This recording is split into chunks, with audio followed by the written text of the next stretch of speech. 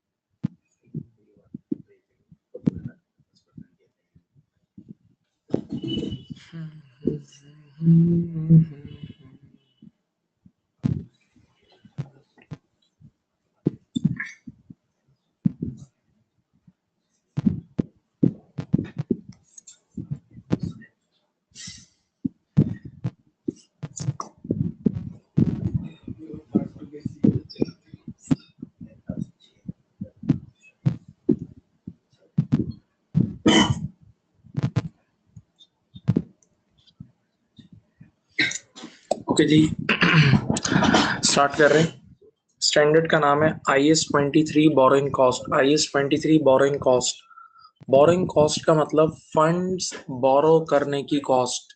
तो फंड्स बोरो करने की कॉस्ट को बोलते हैं हम इंटरेस्ट। क्या कहते हैं? इंटरेस्ट। देखो आपके सामने लिखा होगा cost of boring funds means interest. तो ये इंटरेस्ट से रिलेटेड आई है, इंटरेस्ट सूद से रिलेटेड। अब इंटरेस्ट की डेफिनेशन क्या है? आप लोगों ने फाइनेंशियल इंस्ट्रूमेंट में पढ़ी थी। फाइनेंशियल इंस्ट्रूमेंट में आपने याद होगा कि जब हम लोन लेते थे, फाइनेंशियल इंस्ट्रूमेंट में जब हम लोन लेते थे तो उसमें बहुत सारी चीजें इंटरेस्ट के साथ पीएल में जाती थी। याद करो, इशू कॉस्ट भी पीएल में जाती थी, डिस्काउंट भी नाम का डिस्काउंट था, हकीकत में वो भी इंटरेस्ट ही था। रिडेम्पशन प्रीमियम भी नाम का रिडेम्पशन प्रीमियम था, हकीकत में वो भी इंटरेस्ट ही था। याद है? और फिजिकल इंटरेस्ट तो होता ही इंटरेस्ट है।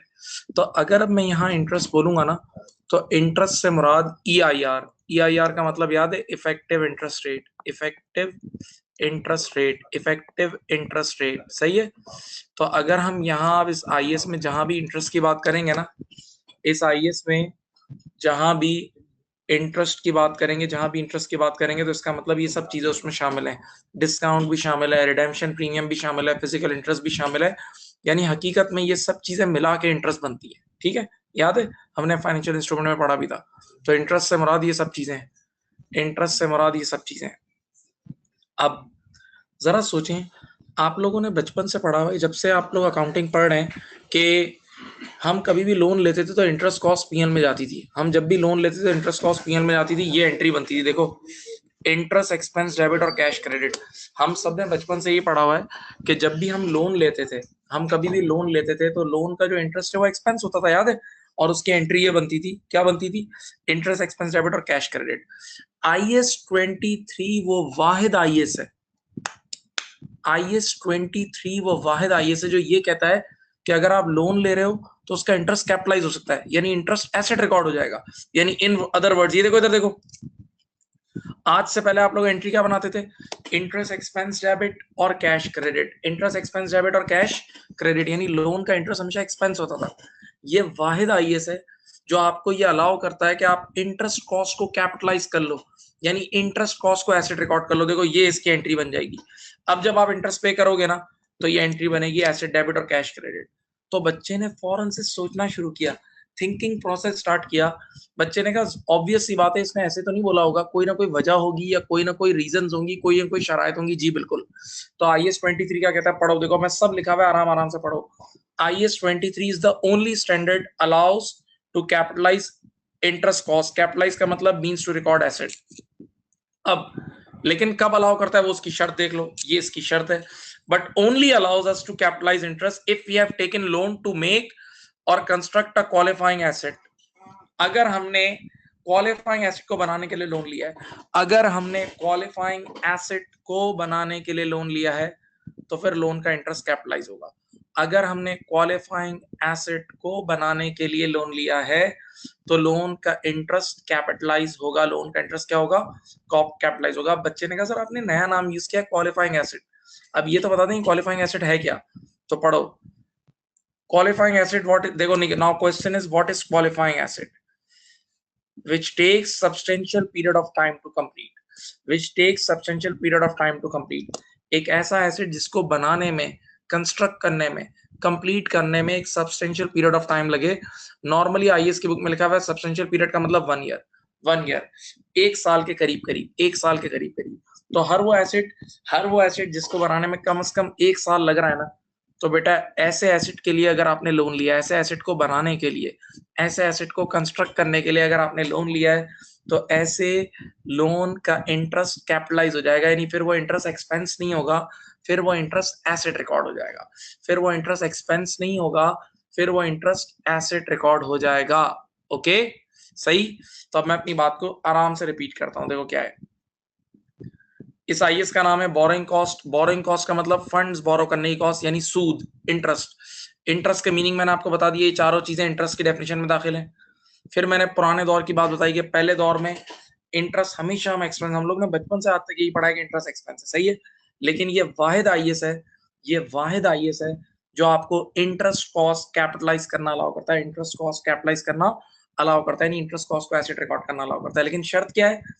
कि आपने लोन लिया हो टू बाय और कंस्ट्रक्ट अ क्वालिफाइंग एसेट। एक क्वालिफाइंग एसेट के लिए लोन लिया हो। अब क्वालिफाइंग एसेट क्या होता है?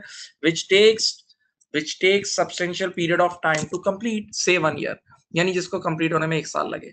अब बच्चे ने कहा सर जी काइंडली कोई एग्जांपल है क्वालिफाइंग एसिड की, कोई मिसालें? जी बिल्कुल, ये रही, ये 3 मिसालें मैंने आपके सामने रखी। कंस्ट्रक्शन ऑफ बिल्डिंग या कंस्ट्रक्शन ऑफ मशीन, मैं कोई अपने लिए मैं अपनी कोई फैक्ट्री कंस्ट्रक्ट कर रहा हूँ, अपने के लिए कोई बिल्डिंग कंस्ट्रक्ट कर रहा हूँ, तो बेटा बिल्डिंग्स फैक्ट्रीज वगैरह कंस्ट्रक्ट होने में साल तो आराम से निकल जाता है, 2-2 3-3 साल लग जाते हैं। हाँ, मैं अपने लिए कोई मशीन कंस्ट्रक्ट कर रहा हूँ तो भी इतना टाइम लगेगा। सेकंड एग्जांपल याद करो, आप लोगों ने अपनी लाइफ में IAS 38 पढ़ा हुआ है, आप लोगों ने अपनी लाइफ में IAS 38 पढ़ा हुआ है। IAS 38 में याद है डेवलपमेंट कॉस्ट के जो प्रोजेक्ट होते थे, रिसर्च और डेवलपमेंट याद करो, रिसर्च तो PNL में जाता था अगर आपको याद हो, लेकिन डेवलपमेंट स्टेज याद है? डेवलपमेंट स्टेज में कई बार 1-1 2-2 साल भी लग जाते थे। तो अगर आप कोई प्रोजेक्ट डेवलप कर रहे हो तो वो भी क्वालिफाइंग एसिड है। वो भी क्या है? क्वालिफाइंग एसिड है, क्योंकि उस पे भी मोर देन 1 ईयर लग जाता है। अगर आप कोई इनटेंजिबल एसिड डेवलप कर रहे हो तो वो भी आपका क्वालिफाइंग एसिड है। और मिसाल दूं, मैच्योरिंग इन्वेंटरीज, बेटा कुछ इन्वेंटरीज भी ऐसी होती हैं कि जिनको बनाने में 1 साल या उससे ज्यादा लग जाता है। जैसे कुछ वाइन्स ऐसी होती हैं कि जिनको 2 साल, बाकायदा उनका लिखा हुआ है, उनकी बुक्स में लिखा हुआ है कि उनको 2 साल तक रखना पड़ता है, तब जाके फिर वो आगे आप बेच सकते हो। उनकी यानी उनका जो प्रोडक्शन प्रोसेस है ना, उनको बनाने के लिए 2 साल रखते हैं, एक बॉक्स पर डाल के 2 साल रखना पड़ता है, वुडन बॉक्स होता है उसमें डाल के, सही? तो वो भी क्वालिफाइंग एसिड हो गया, ठीक है? तो अब मैं क्या कह रहा हूँ, ये मैंने क्वालिफाइंग एसिड की मिसालें दी हैं। तो बेटा हर लोन का इंटरेस्ट कैपिटलाइज नहीं होगा, सिर्फ क्वालिफाइंग एसिड के लिए लोन लिया तो उसका इंटरेस्ट कैपिटलाइज होगा, अब देखो मैं तुम्हें समझाने के लिए मिसालें देता हूं। आज मिर्चा वाला इंस्टीट्यूट ने एक एसी खरीदा, और उस एसी खरीदने के लिए लोन लिया। सर क्या एसी क्वालिफाइंग एसिड है? ना 1 मिनट में इंस्टॉल हो जाता है। एसी को बनाने में 1 साल थोड़ी लगता है। एसी मिर्चा वाला इंस्टीट्यूट ने खरीदा और 1 मिनट में यूं 2 कीले ठोकेंगे और इंस्टॉल हो जाएगा। तो इसको हमें बनाने में 1 साल तो नहीं लग रहा ना। आज हमें चेयर्स खरीदनी थी, हमने चेयर्स खरीदने के लिए लोन लिया। चेयर्स खरीदने का लोन, ये इसका इंटरेस्ट कैपिटलाइज नहीं होगा, क्योंकि चेयर्स क्वालिफाइंग एसिड नहीं है। क्यों? चेयर्स आई और एकदम इंस्टॉल हो जाती है, एकदम तैयार होती हैं। तो चेयर्स को हमें मिर्चा वाला को बनाने में 1 साल थोड़ी लग रहा है। तो क्वालिफाइंग एसिड वो एसिड है जिसको बनाने में, जिसको हम कंस्ट्रक्ट करें, जिसको हम बनाएं तो कम से कम 1 साल लगे, सब्सटेंशियल पीरियड ऑफ टाइम लगे। तो ऐसे एसिड के लिए अगर आपने लोन लिया है, तो उस लोन का इंटरेस्ट कैपिटलाइज होगा, एसिड रिकॉर्ड होगा, उस लोन का इंटरेस्ट कैपिटलाइज होगा, सही है? और बाकी सारे इंटरेस्ट एक्सपेंस आउट होते हैं। ओके, तो अभी बस बेसिक ये बात बताइए, देखो ये आपके सामने सब लिखी हुई है। अच्छा मेरी एक अर्ज सुन लें, अगर कोई लिखना चाहे तो लिख ले, ये सब आपके हैंडआउट में भी लिखा हुआ है। और तवज्जो फरमाइए, मैं एंड में आपको ये ईमेल भी कर दूंगा, अगर बोलोगे तो ईमेल कर दूंगा, तो ये सारी जो चीज मेरे पास लिखी हुई है ये आपके पास भी आ जाएगी। तो एज यू विश।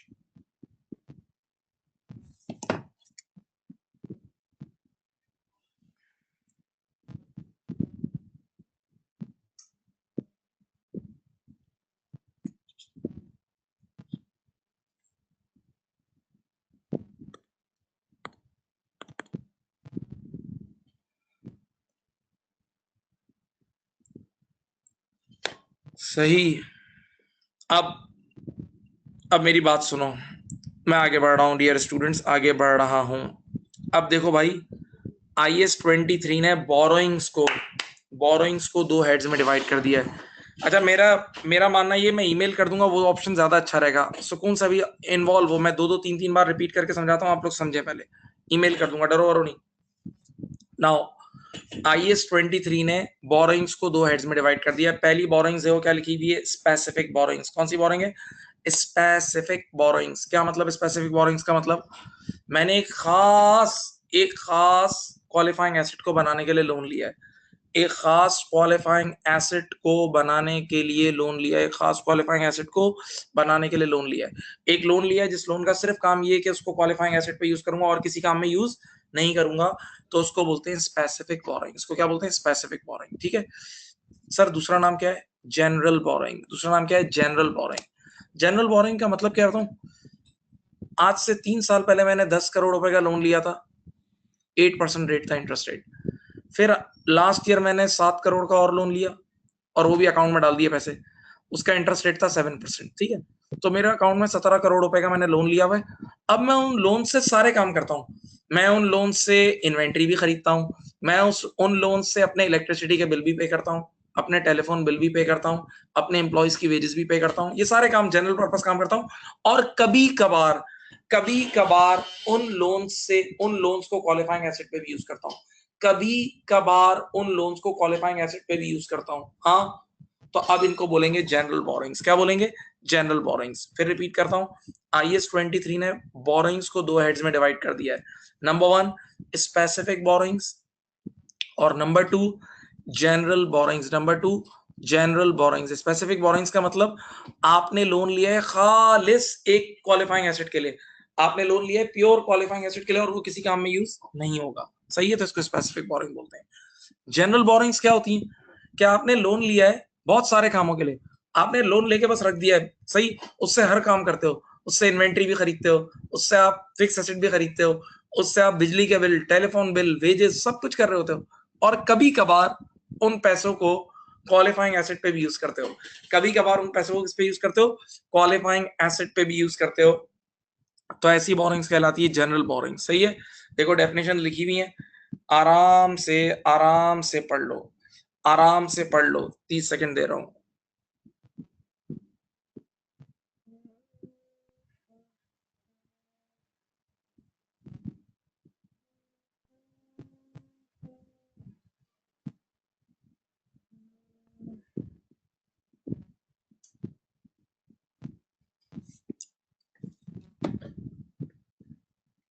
अब डियर स्टूडेंट, हम शुरू कर रहे हैं स्पेसिफिक बोरिंग से। अभी जनरल बोरिंग में अगले आधे घंटे तक बात नहीं करूंगा, ये इंट्रो था। अब स्पेसिफिक बोरिंग्स यहां से मैं शुरू कर रहा हूं, स्पेसिफिक बोरिंग्स यहां से स्टार्ट कर रहा हूं। चलो बिस्मिल्लाह। ट्रीटमेंट ऑफ स्पेसिफिक बोरिंग, ये डब्बा नजर आ रहा है, treatment of specific borings. Treatment of specific borings क्या मतलब? बेटा, क्या चीज आप स्पेसिफिक बोरिंग में कैपिटलाइज करते हो? फॉर एग्जांपल, आपने आज 1 लाख रुपए का लोन लिया है किसी कंस्ट्रक्शन के काम के लिए, आपने 1 लाख रुपए का लोन लिया है कंस्ट्रक्शन के काम के लिए और उसका इंटरेस्ट रेट है 10%। कितना इंटरेस्ट रेट है? 10%, सही है। तो 1 लाख का 10% हो जाएगा 10,000, ये तो आपका टोटल इंटरेस्ट की कॉस्ट आ गई। 1 लाख का 10% कितना हो गया? 10,000 हो गया। फिर मैं बोल रहा हूँ, आपने आज आपको एक बिल्डिंग कंस्ट्रक्ट करनी थी, आपको एक बिल्डिंग कंस्ट्रक्ट करनी थी, उसके लिए आपने खास लोन लिया है 1 लाख रुपए का, सही है, ओके। तो आप सबसे पहले टोटल इंटरेस्ट कॉस्ट आपके ऊपर कितनी आएगी? 1 लाख का लोन लिया है, सूद का रेट है 10%, तो 1 लाख का 10% इज 10,000, सही है। तो ये तो टोटल इंटरेस्ट आ गया। अब जरा प्रैक्टिकली कंस्ट्रक्शन के काम को सोचो, प्रैक्टिकली कंस्ट्रक्शन के काम को सोचो। इधर देखो, कंस्ट्रक्शन के काम के लिए अगर आपने 1 लाख का लोन लिया तो डे वन पे ही तो थोड़ी 1 लाख रुपए लगा दोगे। प्रोजेक्ट पे डे वन पे 1 लाख रुपए कोई नहीं लगाता, शुरू में 70,000 या 60,000 इतने लगते हैं, नहीं कुछ पैसे लगते हैं ताकि ग्राउंड फ्लोर बनना शुरू हो जाए।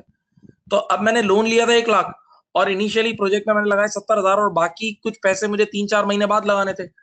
तो बाकी जो 30-40 हजार रुपए बच गए थे ना, वो मैं अपने जेब में रख के नहीं बैठूंगा। जो 30-40 हजार रुपए बच गए थे वो मैं अपने जेब में रख के नहीं बैठूंगा, बल्कि याद रखना वो मैं शॉर्ट टर्म में इन्वेस्ट कर दूंगा, मैं उसे शॉर्ट टर्म में इन्वेस्ट कर दूंगा। इसको बोलते हैं temporary investment income, temporary investment income. तो अब लेटेस्ट से सुनो, ये जो मैंने शॉर्ट टर्म में इसको लगाए थे ना पैसे, जो मेरे पास फारिग पड़े थे, तो टेम्पररी इन्वेस्टमेंट इनकम मेरे पास आ गई 500 रुपए की। कितनी आ गई? 500 रुपए की। अब बिग पिक्चर सोचो, बिग पिक्चर, मुझे बैंक को इंटरेस्ट देना है 10,000 रुपए का और उसी इंटरेस्ट से मैंने 500 रुपए कमा लिए हैं, तो मेरी नेट कॉस्ट कितनी आ गई? मेरी नेट अल्टीमेटली मेरी नेट कॉस्ट इस पूरी कितनी है? 9,500। तो जो मेरी नेट कॉस्ट होगी ना, नेट कॉस्ट, वो नेट कॉस्ट यहाँ कैपिटलाइज हो जाएगी, जो मेरी नेट कॉस्ट होगी वो यहाँ कैपिटलाइज हो जाएगी। तो देखो फॉर्मूला क्या है, इंटरेस्ट कॉस्ट ऑफ लोन, यानी जितना भी इस साल का इंटरेस्ट है वो ऊपर लिखना, लेस, देखो एक नाम लिखा है टेम्पररी इन्वेस्टमेंट इनकम। ये टेम्पररी इन्वेस्टमेंट इनकम कैसे आई?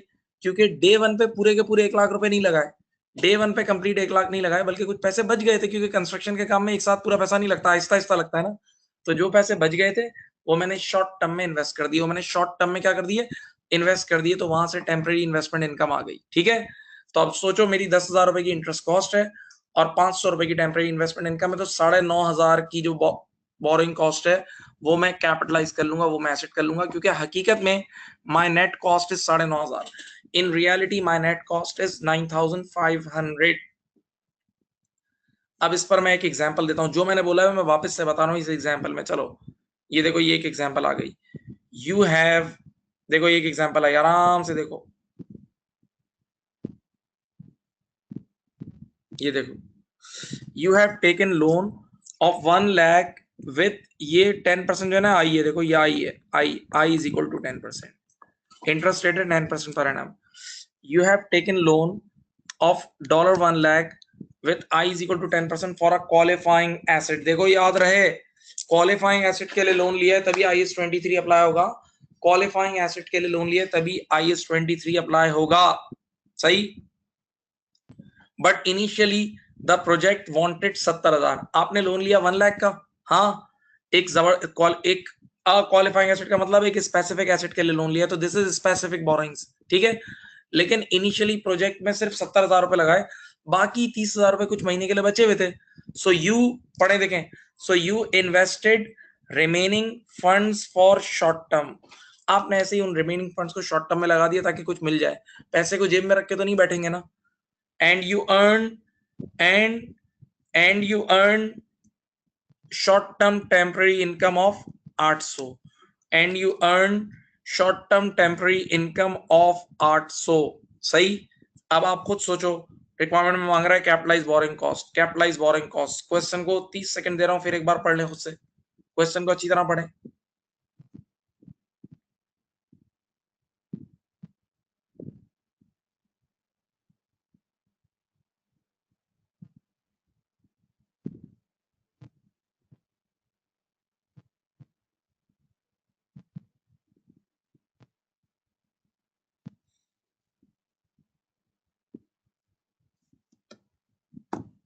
अब देखो कैसे सॉल्व होगा ये।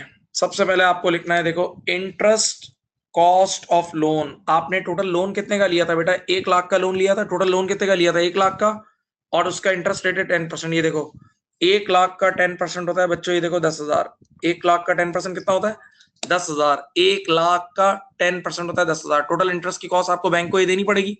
लेकिन ये पूरी आपके ऊपर कॉस्ट नहीं आ रही, क्योंकि आपने जो पैसे बच गए थे वो शॉर्ट टर्म में इन्वेस्ट कर दिए, जो पैसे बच गए थे वो शॉर्ट टर्म में क्या कर दिए, इन्वेस्ट कर दिए, और उसकी वजह से आपके शॉर्ट टर्म इन्वेस्टमेंट इनकम कितनी आई, 800 आई, तो वो उस वजह से आपके अल्टीमेटली कॉस्ट रिड्यूस हो गई, तो आपकी कैपिटलाइज बोरोइंग कॉस्ट आएगी 9,200, आपकी कैपिटलाइज बोरोइंग कॉस्ट आ जाएगी 9,200, कैपिटलाइज बोरोइंग कॉस्ट इज 9,200, सही। ये देख लें, मैं जरा आपको एक सेकेंड ये देख लो, ये रहा सवाल, आराम से देख लो। टोटल आपका इंटरेस्ट बन रहा था 10,000, लेकिन आपने 800 रुपए तो आपको वापस मिल गए short term temporary investment income की फॉर्म में, तो योर नेट कॉस्ट इज 9,200,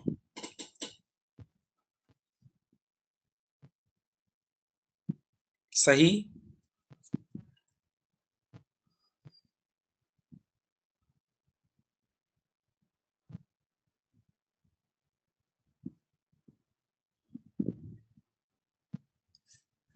सही।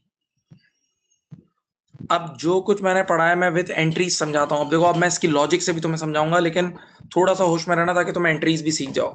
देखो, मैं इसी सवाल की एंट्रीज बना के तुम्हें समझाता हूं। देखो, सुनो सुनो सुनो, बताओ बताओ, जो मैंने मैनुअली कराया विदाउट एंट्रीज, उसमें हमारा नेट एसेट कितना है, 9,200, 9,200 का इंटरेस्ट कैपिटलाइज होगा, मतलब 9,200 का अल्टीमेटली एसेट बुक होगा, 9,200 का इंटरेस्ट कैपिटलाइज होगा, इसका मतलब 9,200 का क्या बुक होगा, एसेट बुक होगा। अब सुनो, अब देखो ये एंट्रीज से समझाता हूं। ये मैंने क्या लिखा है, इन पास्ट, यहां लिखा है इन पास्ट का मतलब नो IS-23, यहां IS-23 अप्लाई नहीं हो रहा। देखो, विदाउट IS-23, आज से पहले तुम क्या करते थे, अब देखो मैं लॉजिक दे रहा हूं तुम्हें, आज से पहले जब ये क्वालिफाइंग एसिड वगैरह कुछ नहीं होता था, तुमने ये IS नहीं पढ़ा था, तो तुम कभी भी लोन लेते थे, तुम कभी भी लोन लेते थे तो उसका इंटरेस्ट एक्सपेंस होता था ना, याद है, तुम कभी भी लोन लेते थे तो उसका इंटरेस्ट पीएनएल में जाता था, तुम कभी भी लोन लेते थे तो उसका इंटरेस्ट पीएल में जाता था। तो जब लोन का इंटरेस्ट पीएल में जाता था, तो उस लोन से कमाई हुई short term temporary investment income भी पीएल में जाती थी। तो देखो नीचे भी पीएल में जाता था, देखो इधर देखो, आज से पहले जब IS-23 तुमने नहीं पढ़ा था, याद करो बेटा अपना पुराना, आज की क्लास से पहले सोच लो, तो कभी भी लोन लेते थे तो उसका इंटरेस्ट एक्सपेंस होता था ना, तो इंटरेस्ट भी पीएल में जाता था और short term temporary investment income भी पीएल में, तो मैचिंग हो जाती थी पीएनएल में, पीएनएल पीएनएल मैच हो रहा है, देखो यहां भी पीएनएल, यहां भी पीएनएल, देखो पीएनएल पीएनएल मैच हो रहा है, लेकिन आज IAS 23 पढ़ने के बाद, अभी जो आपने IAS 23 पढ़ा है उसमें आपने ये पढ़ा है कि अब इंटरेस्ट कॉस्ट कैपिटलाइज होगी। इंटरेस्ट कॉस्ट क्या होगी? तो जब इंटरेस्ट कॉस्ट, ये देखो पीपी में जा रही है, इंटरेस्ट कॉस्ट एसेट रिकॉर्ड हो रही है। जब इंटरेस्ट कॉस्ट एसेट रिकॉर्ड हो रही है, फिर बोल रहा हूं, जब लोन का इंटरेस्ट एसेट रिकॉर्ड हो रहा है, तो उसी लोन से जो short term temporary investment income है वो भी एसेट के सामने क्रेडिट होगी, वो भी एसेट के सामने क्रेडिट होगी। तो देखो बेटा, एक बार एसेट 10,000 से डेबिट हो रहा है और एक बार 800 से क्रेडिट हो रहा है, तो अल्टीमेटली 9,200 की पीपी नहीं आ गया? अल्टीमेटली 9,200 का पीपी नहीं आ गया? तो देखो जो काम तुमने, ये देखो जो काम तुमने यहाँ स्टेटमेंट की फॉर्म में किया है, देखो जो काम तुमने स्टेटमेंट की फॉर्म में किया है उसी काम की ये डबल एंट्रीज है। देख लो, जो काम तुमने ऊपर स्टेटमेंट की फॉर्म में किया है, नीचे उसी काम की आपकी खिदमत में प्यारे बच्चों डबल एंट्रीज हैं।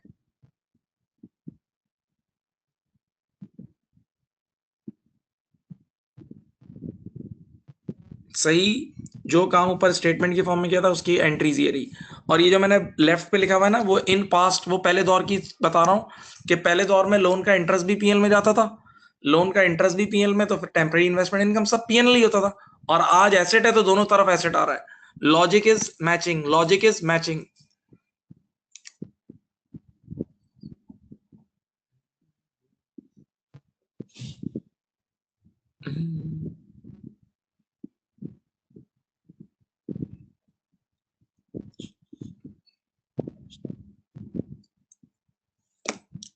सही।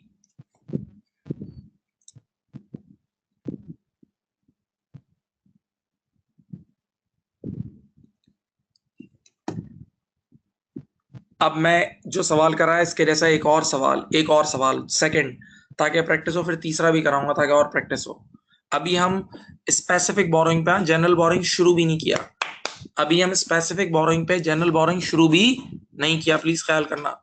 अब सुनो, ये एक और सवाल आ गया, देखो टाइप ऑफ सवाल है पूरा। ऑन 1 जनवरी X6, चलो बेटा बिस्मिल्लाह कर रहे हैं। On 1 January X6 streams company, हमारी कंपनी का नाम है streams company, borrowed $1.5 million. 1.5 million अपनी जबान में होता है 1500। 1.5 मिलियन होता है अपनी जबान में होता है 1500 to finance the production of two, देखो दो स्पेसिफिक एसेट हैं ये रहे, देखो of two assets both of which were take a year to build, both of which were expected to take a year. Qualifying asset हो गया, qualifying asset हो गया, क्वालिफाइंग एसेट हो गया, नहीं समझे बेटा? ये लोन लिया है खास एसेट के लिए और वो एसेट एक एक साल लेंगे, तो ये क्वालिफाइंग एसेट हो गया, तो IAS 23 अप्लाई होगा। अब देखो 1.5 मिलियन मींस 1500, मैं आपको पहले ही कहानी समझाता हूँ। 500 का लोन एसेट ए के लिए लिया है, देखो 500 का जो लोन है वो एसेट ए के लिए लिया है, और बाकी लोन 1000 का एसेट बी के लिए लिया है। सुनो भाई, 500 का लोन एसेट ए के लिए लिया है और बाकी लोन एसेट बी के लिए लिया है, सही है। लेकिन देखो आप सब जानते हैं, पढ़े लिखे हैं, कि डे वन पे सारे पैसे नहीं लगा देते, डे वन पे सारा पैसा नहीं लग जाता, बल्कि कुछ शुरू में थोड़ा पैसा लगाते हैं और फिर बाद में थोड़े पैसे लगाते हैं, और जो पैसे बच जाते हैं उसको टेम्पररी शॉर्ट टर्म में इन्वेस्ट कर देते हैं, ठीक है। अच्छा, अब आप लोग जहन बनाओ, फिर बोल रहा हूं, कोई मसला नहीं, टाइम है हमारे पास।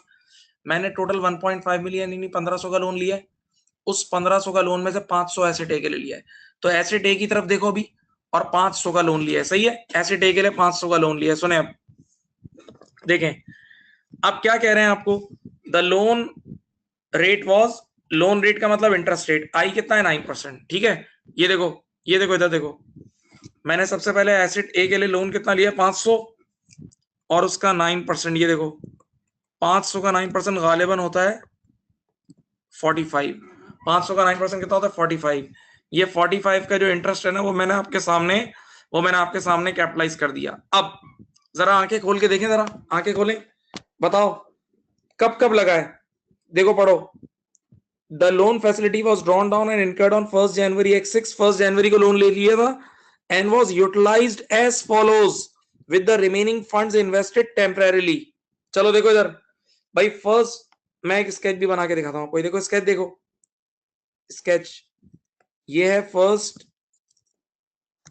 जनवरी X6 और ये है 31 दिसंबर X6। देखो बेटा सोचो और देखो भाई, डे वन पे मैंने एसेट ए के लिए 500 का लोन ले लिया था, डे वन पे एसेट ए के लिए 500 का लोन लिया था, लेकिन उस 500 में से मैंने पहले दिन कितने लगाए, देखो कितने लगाए, 250 रुपए।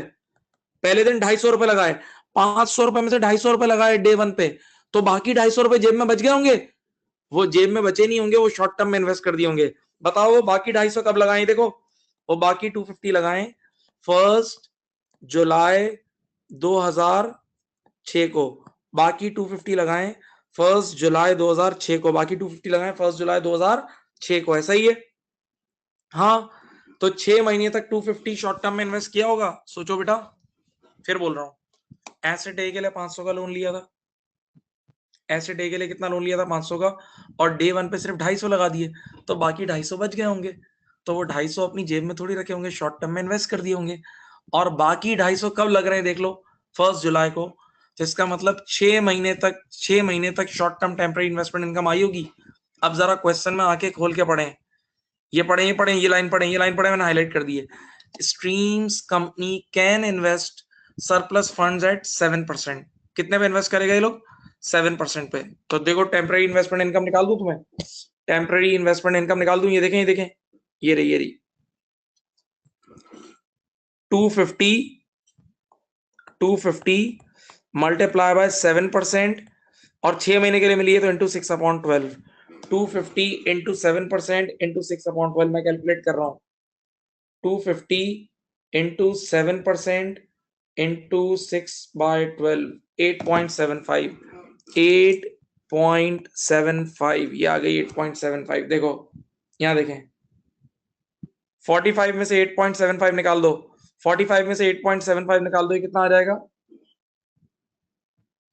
36.25। लो भाई, एसेट ए का तो आंसर आ गया। एसेट ए पर इतना कैपिटलाइज करेंगे, एसेट ए पर इतना कैपिटलाइज करेंगे। एसेट ए का आंसर आपके सामने आ चुका है, एसेट ए पर इतना कैपिटलाइज करेंगे, देख लें।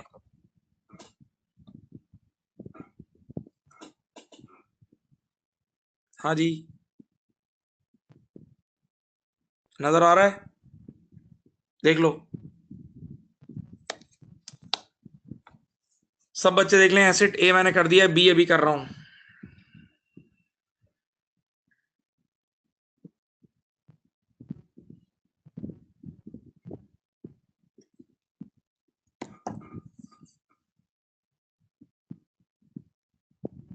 अब मैं आप लोगों को 2 मिनट दे रहा हूं, जरा बी के लिए आप लोग मुझे करके दें। चलें, जहां भी बैठे हुए वहां बी करके दें, बी करके दें। बी भी ऐसी ही कहानी है, चलो मैं तुम्हें हिंट दे रहा हूं, ऐसा ही कुछ स्टोरी है बी की भी।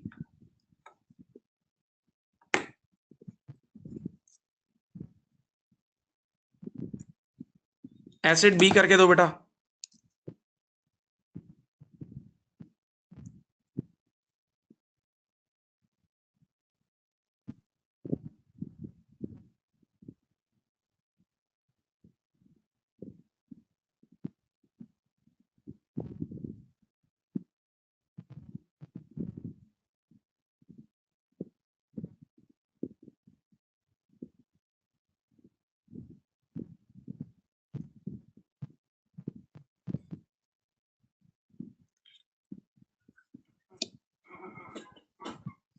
एसिड बी करके दो।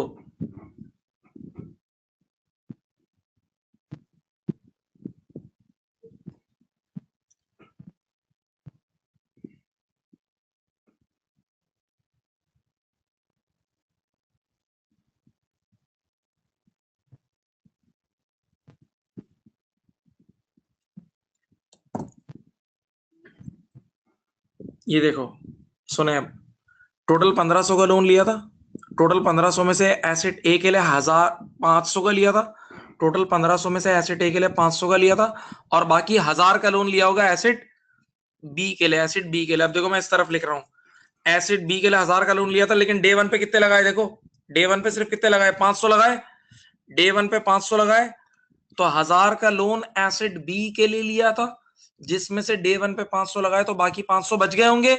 जो 500 बच गए होंगे वो शॉर्ट टर्म में इन्वेस्ट कर दिए होंगे, शॉर्ट टर्म में इन्वेस्ट कर दिए होंगे, शॉर्ट टर्म में इन्वेस्ट कर दिए होंगे।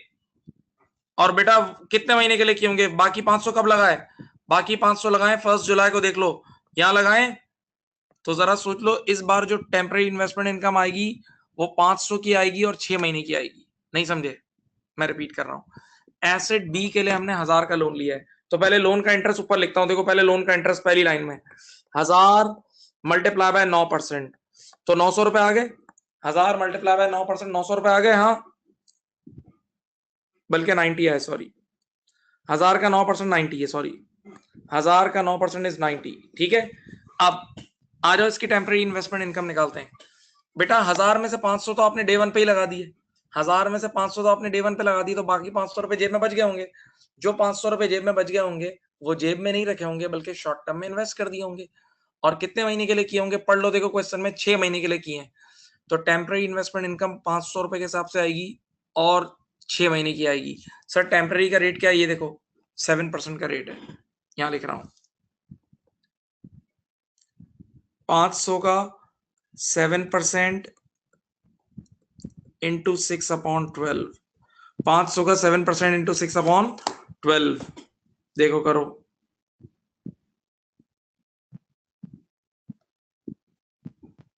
ये हो जाएगा 17.5, 17.5।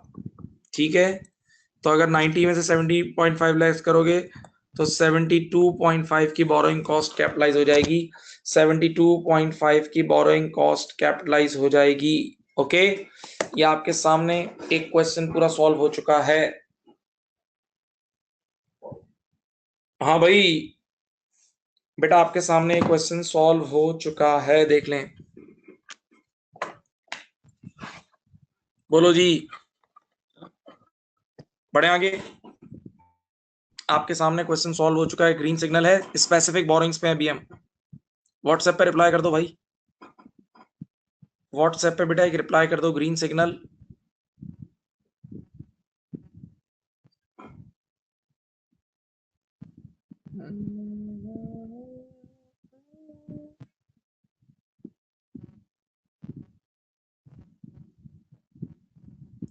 चलो अब मैं आगे बढ़ रहा हूं आपकी जांच से। अब इस आईएएस की थोड़ी और थ्योरी पढ़ाता हूं, इन्वॉल्व होना, मजेदार थ्योरी है, please please please please please. देखो ये आईएएस के 3 इश्यूज हैं, ये 3 इश्यूज हैं। देखो मैंने येलो हाइलाइटर यूज किया हुआ है। बेटा एक मसला है, ये ऐसा, सिर्फ सोचो आप लोग मेरे साथ, हम सब मिलके सोचते हैं। ये एक ऐसा आईएएस है जिसने इंटरेस्ट को एक्सपेंस के बजाय एसेट रिकॉर्ड करना अलाउ कर दिया है।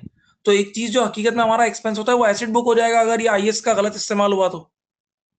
बेटा इस आईएएस का अगर आपने इस्तेमाल करना शुरू कर दिया ना, तो अब इंटरेस्ट एक्सपेंस नहीं बल्कि इंटरेस्ट एसेट बन जाएगा। तो सोचो अगर इंटरेस्ट एक्सपेंस बुक होता था तो अभी अभी मेरे पीएनएल को, मेरे प्रॉफिट को हिट करता था, अब वो एसेट बुक हो जाएगा। तो लोग इस आईएएस का गलत इस्तेमाल भी करेंगे। तो स्टैंडर्ड ने आईएएस 23 ने इसकी थ्योरी दी है, यानी हमें बताया है कि कैपिटलाइजेशन का अमल, यानी बोरोइंग कॉस्ट कैपिटलाइजेशन किस दिन से शुरू होगी, वो दिन भी तो बताया है कि बोरोइंग कॉस्ट की कैपिटलाइजेशन किस दिन से शुरू होगी। तो पहला टॉपिक जो मैं आपको पढ़ा रहा हूं उसका नाम है, ये पढ़ो, commencement of capitalisation. Commencement of capitalisation का मतलब वो कौन सी सुबह या कौन सी शाम होगी जिस दिन से बोरोइंग कॉस्ट कैपिटलाइज होना शुरू हो जाएगी, जिस दिन से बोरोइंग कॉस्ट कैपिटलाइज होना शुरू हो जाएगी। सही है, तो उसके लिए ये 3 शर्तें, ये पढ़ो ए बी सी।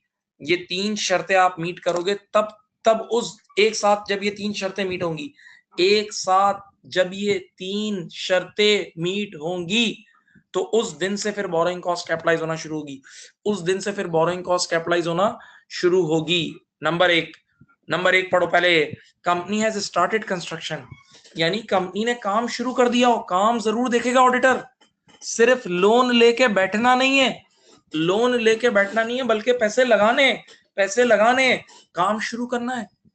तो company has started construction, company has started working on that asset, तो ये पहली शर्त है। सही है।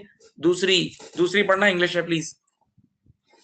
Borrowing cost is being incurred, यानी इंटरेस्ट भी चार्ज होना शुरू हो गया हो। मतलब बताऊं, means you have taken loan, आपने लोन भी लिया हो।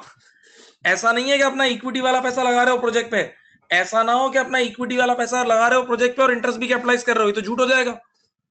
तो पहली कंडीशन क्या थी, ऊपर पढ़ो, कि सिर्फ लोन लेके बैठना नहीं है बल्कि काम भी शुरू करना है।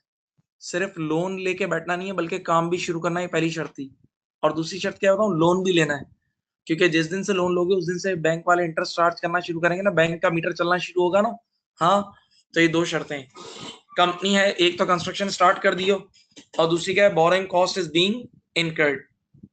और तीसरी कंडीशन जनरल है, activity in the project shows that company will get future economic benefit. यानी बाकायदा ऑडिटर को ऐसा नजर आ रहा हो कि ये प्रोजेक्ट वाकई बनेगा। जैसे प्लानिंग परमिशन वगैरह मिल गई हो, अगर कंस्ट्रक्शन का काम है तो प्लानिंग परमिशन वगैरह ऑब्टेन कर लियो, ताकि उससे नजर आ रहा हो कि वाकई ये प्रोजेक्ट बनेगा, वाकई ये प्रोजेक्ट बनेगा, वाकई ये प्रोजेक्ट बनेगा। ओके, तो बेटा ये तीन शर्तें मीट होंगी ना, तो उस दिन से हम फिर बोरिंग कॉस्ट कैपिटलाइज करना शुरू करेंगे, तीन शर्तें। और इस टॉपिक का नाम क्या है, इसकी थ्योरी क्या है, commencement of capitalization, commencement of capitalization, commencement of capitalization। अब दूसरा टॉपिक, थ्योरी का पहला टॉपिक था, ये अब दूसरा, suspension, suspension of capitalisation, suspension of capitalisation.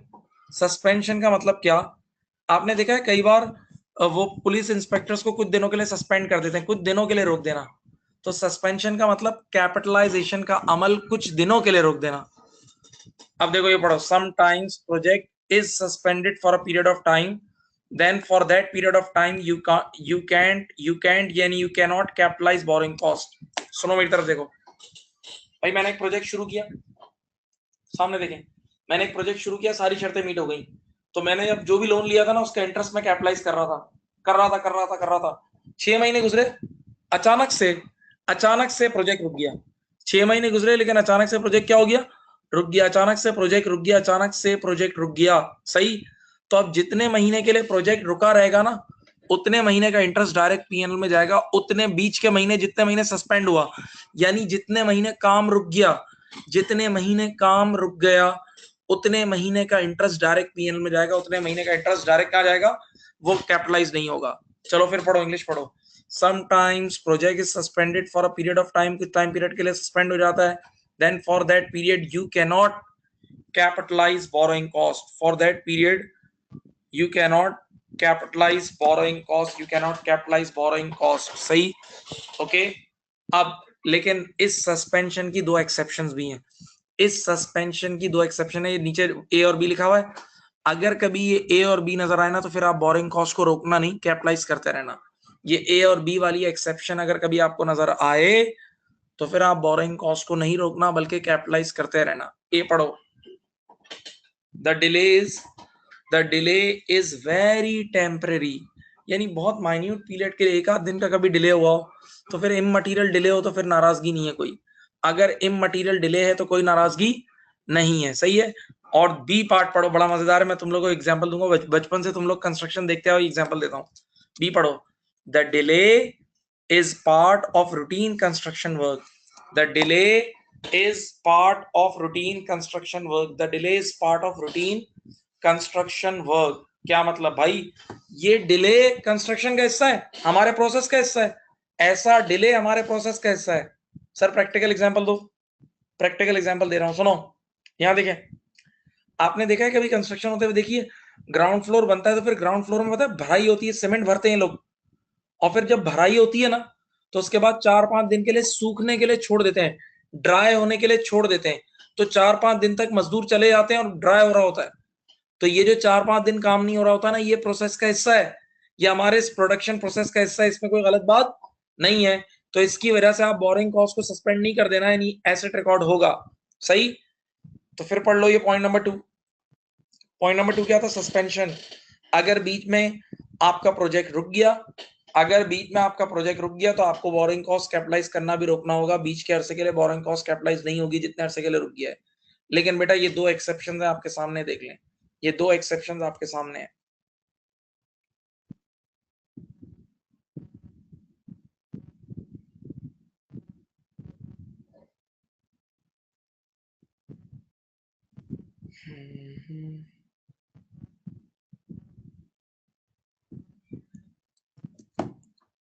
अब आखिरी चीज, आखिरी थ्योरी, बस आखिरी थ्योरी, सेसेशन ऑफ कैपिटलाइजेशन, यानी दी एंड ऑफ कैपिटलाइजेशन। कैपिटलाइजेशन का अमल परमानेंटली कब रुक जाएगा, देखो दी एंड कब हो जाएगा, दी एंड कब हो जाएगा, सीधे लफ्जों में समझा दूं, जिस दिन प्रोजेक्ट कंप्लीट हो जाएगा, जिस दिन प्रोजेक्ट कंप्लीट हो जाएगा, उस दिन ये काम, उस दिन कैपिटलाइजेशन का अमल रुक जाएगा। उस दिन के बाद से फिर बोरोइंग कॉस्ट कैपिटलाइज नहीं होगी।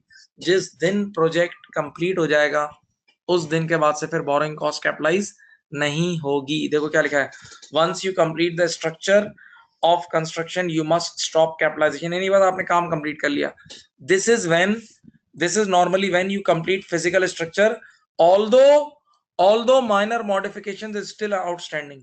Minor modification is still outstanding. बेटा हमने अपनी जिंदगी में ऐसा देखा है, आपने भी देखा होगा कि कई बार जो बिल्डर्स होते हैं ना, वो कंस्ट्रक्शन करने के बाद किचन वगैरह में टाइल्स नहीं लगाते या घर को अंदर से पेंट नहीं कराते, खाली छोड़ देते हैं।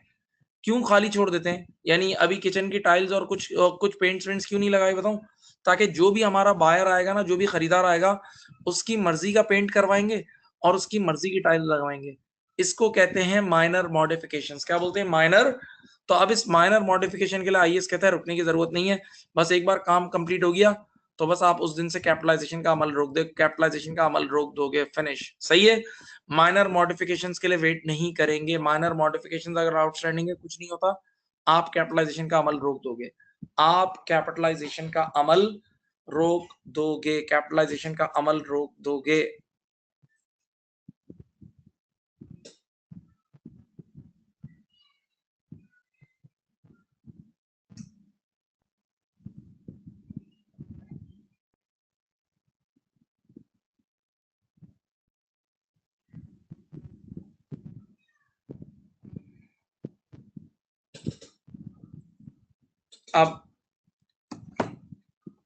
अब बेटा मैं एक पास्ट पेपर करता हूँ। हिस्ट्री में एक ही बार ये पास्ट पेपर आया था। ये एक ऐसा आईएएस था, पहले सुनो मेरी बात, कि ये 17 साल तक नहीं आता था। एक बार ये 2010 में अचानक से आया था, 10 मार्क के करीब आया था कुछ। सही है। वो पास्ट पेपर मैंने अपने इसमें कॉपी भी किया हुआ है, आपके हैंडआउट में भी है, लेकिन आप इसी पे देख लेना। अगर हो सके ना तो एक मैं बताता हूँ, अभी जो मैं पास्ट पेपर तुम्हारे सामने लाऊं उसकी एक पिक्चर खींच लो ताकि मोबाइल में भी आ जाए एक बार। सही है। मैं पास्ट पेपर तुम्हारे सामने कर रहा हूँ। थ्योरी में मैंने 3 बातें बताई हैं। देखो, एक पहला टॉपिक क्या पढ़ा है? कमेंसमेंट, कि शुरू कब होगी, उसकी 3 शर्तें। सस्पेंशन, बीच में कभी कभार सस्पेंड भी हो जाती है। और तीसरी चीज क्या बताई? सेसेशन, यानी दी एंड ऑफ कैपिटलाइजेशन, जब काम कंप्लीट हो जाएगा। सही है। ये बातें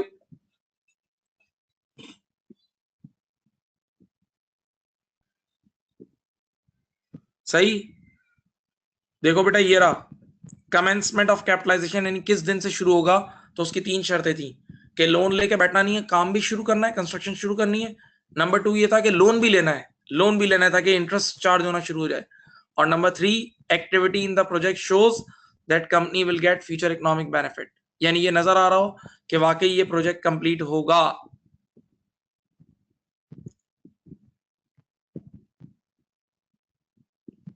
अब देखो, मैं तुम्हारे सामने एक पास्ट पेपर लेकर आ रहा हूं जवानों।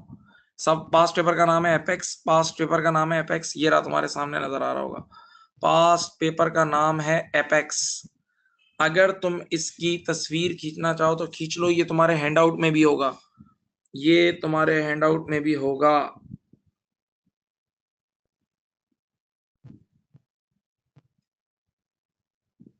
पेज नंबर मुझे याद नहीं है हैंडआउट का यार, शुरू में ही है, लेकिन तुम इसकी तस्वीर खींच लो। वैसे मैं हैंडआउट के शुरू में ही होगा। IFRS 5 के आगे पीछे देख लो, शुरू के 15, 20 या 25 पेज टर्न करने के बाद मिलेगा कहीं। याद नहीं है मुझे भी, मेरे पास हैंडआउट नहीं है बेटा राइट नाउ इधर। आप लोग इसी की तस्वीर खींच लो अगर खींचनी है। चलो मैं रीड कर रहा हूं, आप बिस्मिल्लाह पढ़ो। एपेक्स, एपेक्स देखो, एपेक्स इशूड अ $10 million नजर आ रहा है, unsecured loan with a coupon. Coupon rate की कोई असलियत नहीं होती। कूपन रेट की कोई असलियत नहीं होती। 6% फिर भी इसने लिख के दिया हुआ है। ऑन 1 April X8, बेटा हमने 1 April X8 को एक लोन ले लिया। हमने 1 April X8 को एक लोन ले लिया। अब पढ़ो, the loan is redeemable at a premium. Loan जब एंड में रीपे होगा ना कई साल बाद, तो बहुत बड़ा रिडेम्पशन प्रीमियम भी होगा। याद करो, फाइनेंशियल इंस्ट्रूमेंट याद है? तो which means the loan interest is an effective finance cost of 7.5%। बेटा इफेक्टिव इंटरेस्ट रेट असल होता है। याद करो, जो तुम लोग इंटरेस्ट कैलकुलेट करते थे, अभी अभी ताजे ताजे फाइनल अकाउंट पढ़े जवानों, तुम लोगों ने फाइनल अकाउंट अभी अभी पढ़े, तो जो तुम लोग इफेक्टिव इंटरेस्ट रेट, जो तुम लोग इफेक्टिव इंटरेस्ट रेट के थ्रू याद है इंटरेस्ट कैलकुलेट करते थे। तो 6% असल रेट नहीं है, 7.5% असल रेट है। जो भी इंटरेस्ट की कैलकुलेशन होगी वो 7.5% होगी, याद रखना। इफेक्टिव इंटरेस्ट रेट असल हो, इस आज की क्लास के ऊपर भी बताया था, आज की क्लास के ऊपर भी जो लेक्चर दिया था ना, उसमें भी आपको ये बात बताई थी। अब पढ़ो आगे, अब तुम्हें IAS 23 इंशाल्लाह नजर आएगा। The loan was specifically issued to finance the building. The loan was specific loan है, was issued to finance the building of the new store which meets the definition of qualifying asset in IAS 23। यानी देखो वाकई ये qualifying asset के लिए हमने loan लिया है, ठीक है।